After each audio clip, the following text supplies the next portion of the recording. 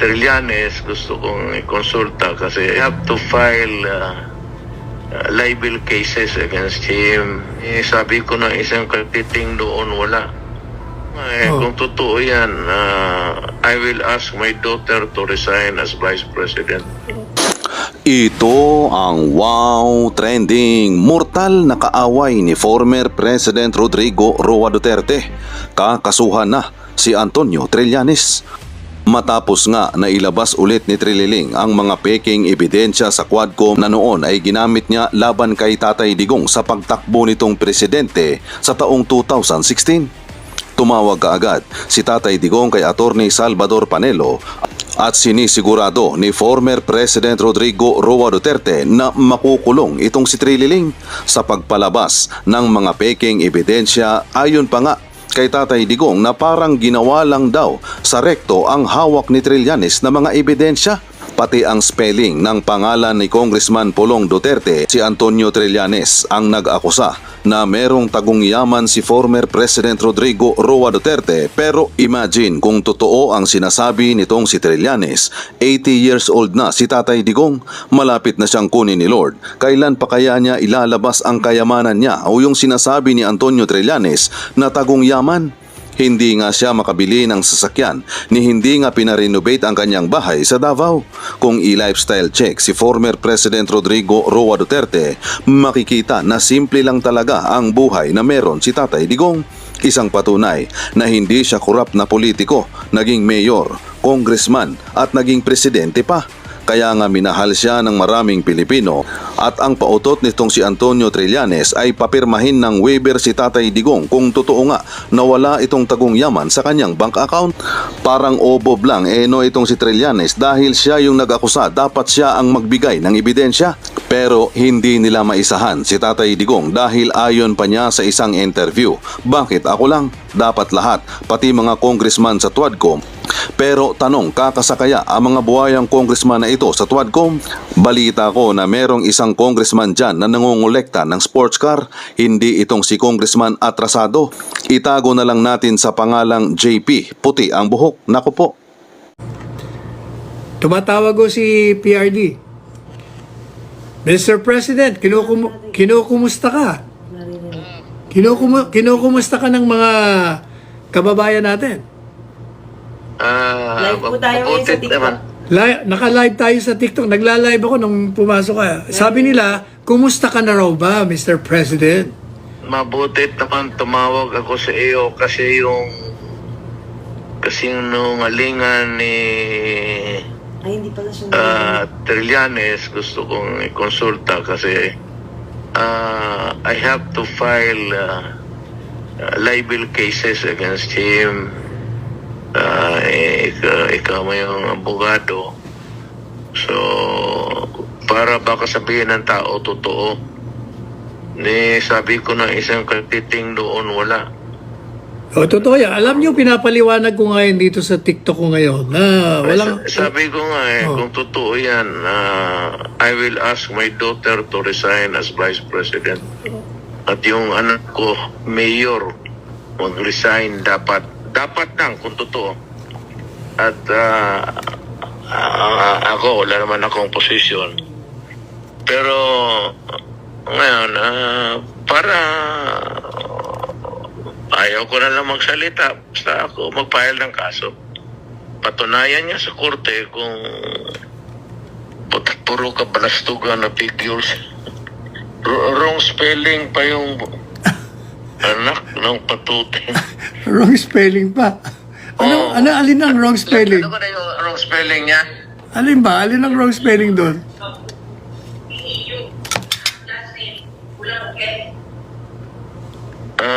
Yung kay Hanilet, kulang an N. Yung kay Paulo, kulang U.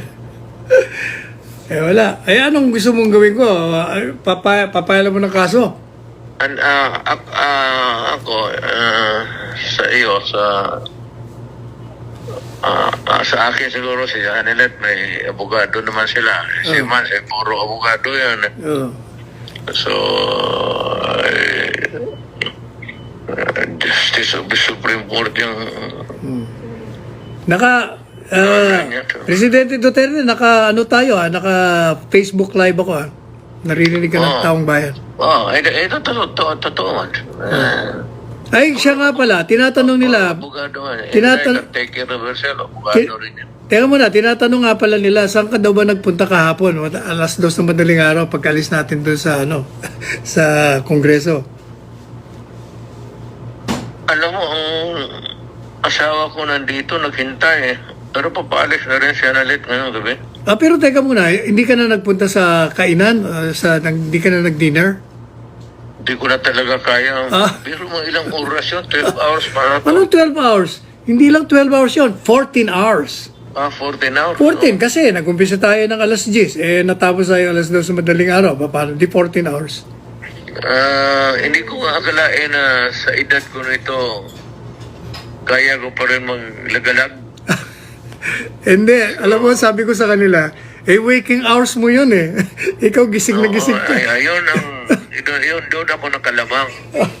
Ako... Night person ako. Ako nga falling asleep na nakakatulog. Buti nga hindi ako nakita ng quad chairman. Baka nasabi, hoy, huwag kang matulog dito. Nakatulog nga ako ng ilang minuto. Ako wala naman sa awa ng Diyos kasi night person na ako. Tinatanong nila, bakit daw gusto mong sunggaban si si Trillanes? Hindi, alam mo, sa totoo lang, somebody should teach him a lesson in life. Nasanay kasi siya yung magkudita, kung ano-anong kalukuhan ang pinapasok niya sa buhay niya. Manira ng ibang tao, sirain yung puri, bali, and he gets away with it. Now, it's about time na kailan bigyan siya ng leksyon. Total, ito naman ang kalaban niya, ang totoo di mo ano yun, yung kanyang summary, puro figures. Ang bangko ang magsabi kung mayroon o wala. Korte yan Tsaka niwala nga siya, Sir President. Dapat malaman na tao totoo at hindi. Yes, Lalo na si Inday. Sabi ko nga, fake na fake yun. Kasi unang-una, hindi mo alam kung anong bangko yun. Tsaka wala naman magbibigay ng bangko ng gano'n. May secrecy. Secrecy law. Pati kung totoo man yun, secrecy law pa rin. Tsaka nga pala, binanatan ka ni Noli de Castro. Wala ka daw isang salita. Bakit daw? Sinabi mo, sasayang ka ng waiver, tapos kinukontra mo. Kaya binira ko siya. Sabi ko, Noli, ikaw ang pinaka-inutil na vice presidente ng bansa Nagsasalita ka na hindi mo alam. Alam mo ba ako na yung waiver ni Presidente Duterte, matagal niya nang ginawa yon nung 2016 pa. Kinover mo pa nga ako ko. Di ba nagbigay ka ng waiver? Tanda mo yung waiver? Kaya lang hindi ka ako nirelease kasi joint account. Yung isa, anak niya. Kaya yung bangko, hindi nirelease. Pero sa totoo lang, pinarelease niya pa rin. Ang laman ng kanyang bangko ay 15 or 16,000 pesos lamang. Hindi ba? Kaya walang yata. Ito. Truth. Yan lang. One word. Ano ang katotohanan? Dapat ilabas, lalo na kay Inday. Kasi nandiyan pa siya sa politika. Si Pulong mo, pati si Basti. Pero Especially Inday kasi national siya. Teka muna. Presidente Duterte, sabi nila hindi ka na raw tatakbong mayor? Alam mo sa totoo lang, Sal. Retired na, matanda na ako. Pero hindi naman matanda na. Kita mo naman 73 lang Pilipinas na kagabi. Ang galaw ko. Pero, yun, 14 hours yun. Kaya gusto ko na magpahiga. Kaya lang sa ganitong takbo, kasi itong si Trillanes, talagang Bukalakan yan, sponsored yan. Hindi gagalaw yan ng kano yan. Walang pera yan. Kung Malacan. Nagtataka ako bakit ang Malacan na ginagawa naman wala naman kaming kasalanan sa kanila. Hindi naman ako nag-atake kay Presidente. Pero alam ko na si Trillanes nagtrabaho kay President Marcos. So, pagka ganon, mapipilitan akong tatabo uli ng mayor. So, balang araw, baka sila o manalo o talo, makikita naman kami sa politika. At tingnan natin kung ano ang nasa what lies or what lies ahead in the future. Kailangan mo ng leverage kapag hindi kawawa ka. Magmukha kang tanga. Kagaya ngayon, kung wala kang, kung hayaan mo lang ng ganon, totoo matatapos ka sa buhay na ito na ganon ba magduda talaga ng tao. Kaya dapat ang mismo ang mga bangko, pati ang gobyerno magsabi. Hindi ko magsabi, hindi ko sila turuan. Ilabas lang nila kung anong totoo. May pera ako sa bangko. May pera ako. Pero yung totoong amount at totoong bangko. Kasi actually, ang pinalalabas ni Trillanes, marami kang pera dahil marami kang ninakaw. Yun ang talagang propaganda laban sa iyo. Kaya, at saka yung sabi niyan, drug money. Oo, yun. Isa pa yun. Dapat patunayan niya yan kasi mahabang kailangan niya i-link niya ako doon sa hanggang dulo ng daigdig kung saan yan. Because if he cannot prove it, then he goes to sa karami niyang libel na masasalubong, surely yung isa dyan, hindi lang fine, imprisonment talaga. Serious charges yan eh. Lalo na yung allegations ng druga-druga. Alam ng taong bayan, alam ng taong bayan kung ano ang totoo. So, yung siya yung nagsisinungaling, siya ang may problema, hindi kami. All we have to do is, gano'n lang yan, sari. Ganyan yung bangko. Adi, buksan namin yung bangko. O, sabi ko, i-waiver, ibibigay ko yung waiver ko doon sa committee. O, sige, buksan ninyo. Tignan ninyo. Huwag lang ninyo isabi sa iba. Titignan ninyo. Ay, madali lang naman yan. Yan, ganon. O, sige, buksan natin. Ayun, i-prove ba niya yung ngayon? Drug money niya. So, lifetime savings na pag-retirement ko nandiyan. so, desidido ka na mag-file ng kaso. Desidido lahat.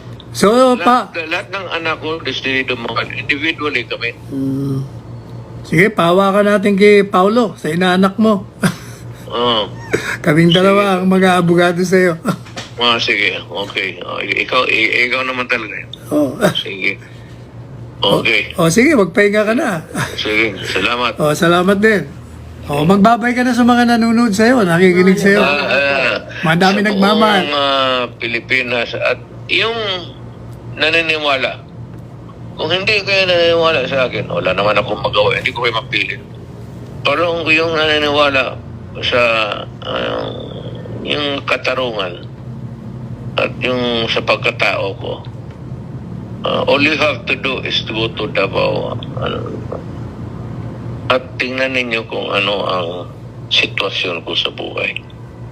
Malaman ninyo ang totoo. Alam mo ba, Presidente Duterte, yung TikTok ko kanina, umabot ako ng almost 9,000. Ano yan, incredible yan. Kasi ordinary, less than 1,000 lang eh. Hindi, nung pumasok ka, nawala na sila kasi dito ka... sila ngayon. Dyan sila? Kasi nung pumasok ka, itong ginagamit kong telepono. Pero ngayon, nakikita ka na nila. O naririnig ka pala. We love you, Tatay Digong. Parang puro nga we love you nakalagay rito. Ako, Sally, ito, tumaan ako pagka-presidente. Gusto ko magnakaw ng bilyon noon pa. At saka kayang nakawin. Hindi ka nga nagnanakaw. Ang dami nga nagdo-donate. Ayaw mo eh. Bakit ako magpapasok yan sa druga? Puta ka. Yan ang sabihin ko sa taong bayan. Kaya kong hakutin ang pera ng kung saan-saan nung presidente ako. Pero nung lumabas ako, taas no ako. Ano, isang 5 sentimos wala akong dinala na sobra sa bayad ng gobyerno sa akin. So, diyan tayo magtapos. We will end up yung ano yung totoo. Ang panlaban, Yes. ang panlaban mo kay Trillanes, alam ko hindi naman lalaban ng barila niyan kung hamunin ko. Definitely. Kita mo kahapon Takot. hawak-hawak ko pa lang yung microphone, pa-dive na siya. Hindi lalaban ng barila niyan, pero ang alam mo sa mga klaseng ganong tao, katotohanan. Truth will set us all free. And truth will put him in jail. Sigurado yan. Sigurado, pagbuhayin pa siya mag-abot ng judgment yan. Sigurado, libel. Anak ng puta. Sigurado, conviction yan. Sigurado yan. Kita yung mga summary niya, walang mali pa ang spelling ni pangalan ni Paulo, pati yung pangalan ni Hanalet, walang N. Anong klaseng saan niya kinuha yan? Mali spelling. Mabuti. Pati spelling. Mabuti, hindi siya maling grammar kagabi. Kaya, yan lang para tandaan sa tao. Ang ano lang truth, but state-sponsored ito si Nograles. Ayaw ko kung anong galit ni Marco sa akin. Wala akong galit sa kanya. Pero pagka kung meron, tingnan ko kung anong magawa ko. Pwede rin naman na hindi si Presidente. Pwede naman yung isa. Di ba? Oh. No, yung isa. Kasi itong Presidente ito, non-confrontational, napakabait eh. Ayaw nga sumagot eh. Ha? At alam niya, wala akong ginawa sa kanya kunti mo lang salita, wala akong narinig. Ngayon, mag-uumpisa na ako kasi alam ko back up siya ng Malacanang. Kung alin man dyan sa nakatira sa Malacanang, basta Malacanang. So, bibirahin ko na yung katorpehan ng gobyerno na ito. Yung totoo lang. I will stick to the truth. Yan ang maasahan ng bayan. Hindi ako mag-iimbento ng issue. Naging fiscal ako, naging mayor ako, naging presidente ako. Dito lang tayo sa totoo. Hindi tayo lalabas sa totoo. Approve. O Okay, sige, magpahinga ka na. Bago ka umalis, makita tayo. Okay. Alright, thank you. Thank you. Bye. Ayan, nakita nyo at narinig nyo. Narinig nyo si Presidente Duterte. Nandito na yung TikTok live natin, attorney. TikTok live. Nandito na. Go live again. Earlier now. Now? No, in my phone. Hindi rito. Hindi, kasi... Ginagamit kanina.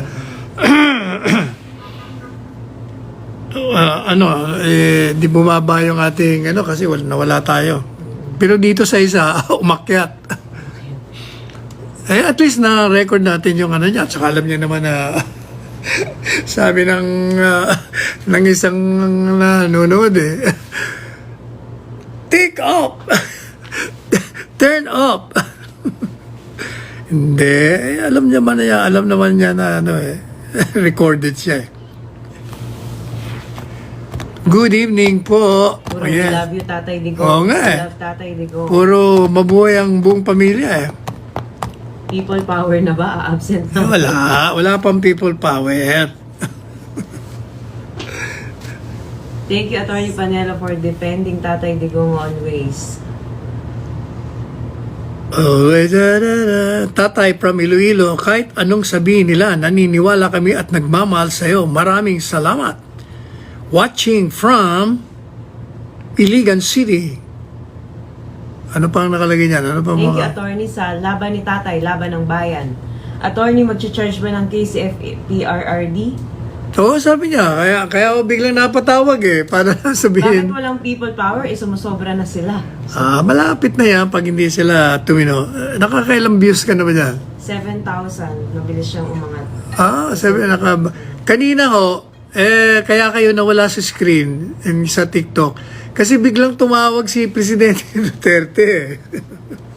Kaya nawala kayo sa screen. Yung iba lumipat dun sa color blue na app. Yung sila nanood. Okay. Kaya narinig nila. Oo. Paano nila nalaman na nandun tayo sa Color Blue app? Baka nanonood din. Follower mo rin sila doon, for sure, attorney. Strategic maneuvers. Ano talaga agenda nila? Bakit nila sinisiraan si dating Pangulong Duterte who's running the motive? Kasi sila pa rin ang pinakamalakas at pinakasagabal sa pag-upo nila sa 2028. Gusto nilang ituloy yung pag-upo. Pero tama yung sinasabi ni Presidente Duterte. Mabait talaga itong si Marcos Jr. Wala naman talagang ito. Kaya yung isang baka promotor dito yung isa. Ay, nako. Sana mamaya pupuntahan ko yung anak ko. Yung ninong mo, mag-aabogado ka sa kanya. Ano po ba ang process ng people power? Kayo naman, i-google nyo yung EDSA Revolution, yun ang people power, saka EDSA 2. Bilog ang mundo tayo, sa susunod sila naman yung mapupunta sa hearing. Malakas. Anong hearing? Walang hearing, kulong. Alam mo, ang aking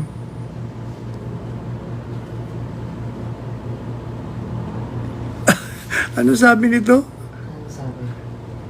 We love you din po. Ano taga? We love you din po, Daddy Panelo. Na kaya po Tumawag ng tatay kasi napaka-stylish niyo po. So, daddy. At ikaw ang daddy. Ako na naging daddy Dami na nagdadaddy sa akin Stylish ako pero yung aking conservative na dalawang anak na lalaki ayaw nila yung stylish ko Ayaw nga, alam nyo, ayaw nga ng mga anak ko itong suot kong ang sabi sa akin, Sir, ang ganda naman ng nyo, ng shades nyo. Hindi yung shades yan, hindi sunglasses. Ano ang tawag yan? Yan ang graded fashion eyeglass. Pero magmamana sa akin yung anak ni Paolo. Napaka-bibo napakakulit, napaka-bibo. Magsasayaw, nagpapiano, kumakanta, ang daldal. Pag tinanong mo, do you look like your... Hindi, una, tinanong siya ng grandma niya. Sino kamukha mo? Daddy? O si grandpa? Sagot ni Franco. Daddy, teka muna. Ako ang magtatanong. Franco, whom do you look like? Daddy or grandpa? Grandpa. You see, pag English ako. Pero katotohanan, talagang ano siya. Pwede din po ba maki-daddy, attorney? Maniningil lang ako niya kung puro-puro kay daddy. Para di ba, ang mga mami, mga manager, stage mami. Ano po ba ang hyperbole, attorney Panelo, na sinasabing tatay digong kay Abante? Hyperbole exaggeration yon, figure of speech lang yon. Hindi, kumbaga, hindi totoo. Papatawa lang yon. Yun ang style ni Digong. Pero kanina napansin ko, ang boses niya maganda. Napansin mo ba? Mukhang galing sa pahinga. Kahapon, medyo garal-gal na kagabi ang boses niya. Pagod na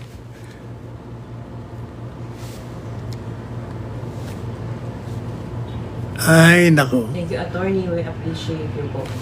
Good po sa inyo ni Tatay Digong. Salamat. Digong and Daddy Panel. Grand pasal na lang. Ay, magpaalam na tayo. Alas 9 na, wala pa akong tulog. Kulang pa tulog. wala na ba kayo itatanong? Ano pang late, may tanong pa ba? Puro we love you, attorney. Kasama niyo po lalo na si Tatay from Davao del Sur. Mahal ka namin, Tatay. Huwag kang mag-alala. Marami kami. Magpi-people's power kami.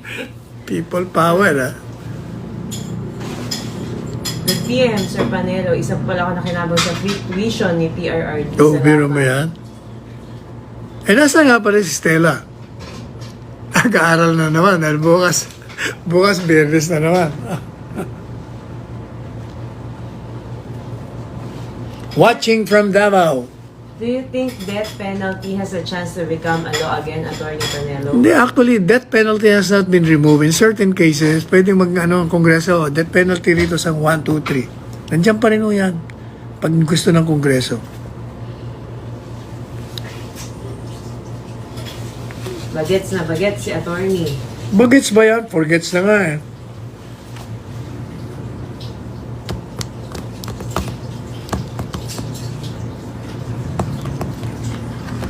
Hindi pa ba tumawag si Daniel? Wala. Anong tawag?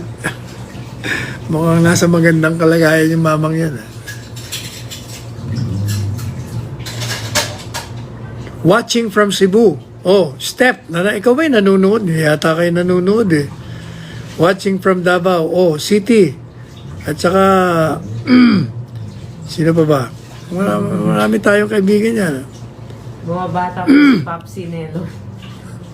Saka si Alex, saka si Soraya, nanonood ba kayo? Ba't di kayo nagbibigay na si Cathy B, nagpala kagabi, kahapon, nandun.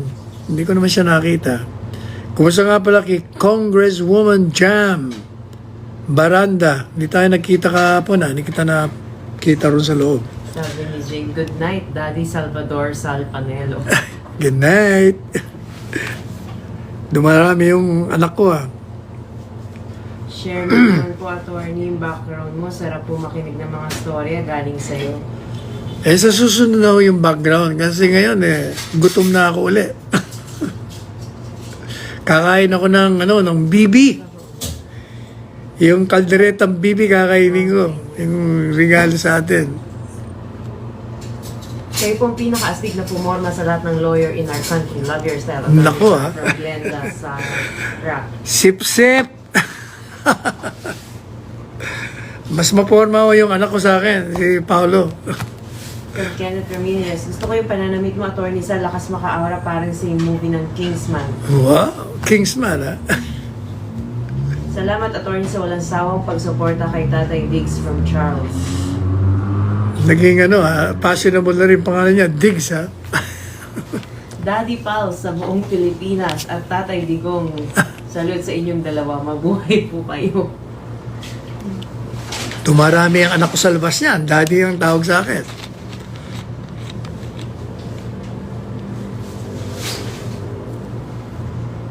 Ganda ng ring mo, Idol Sapphire.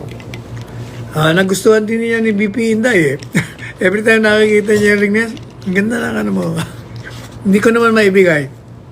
Kasi, regalo sa akin to Kaya hindi ko maibigay.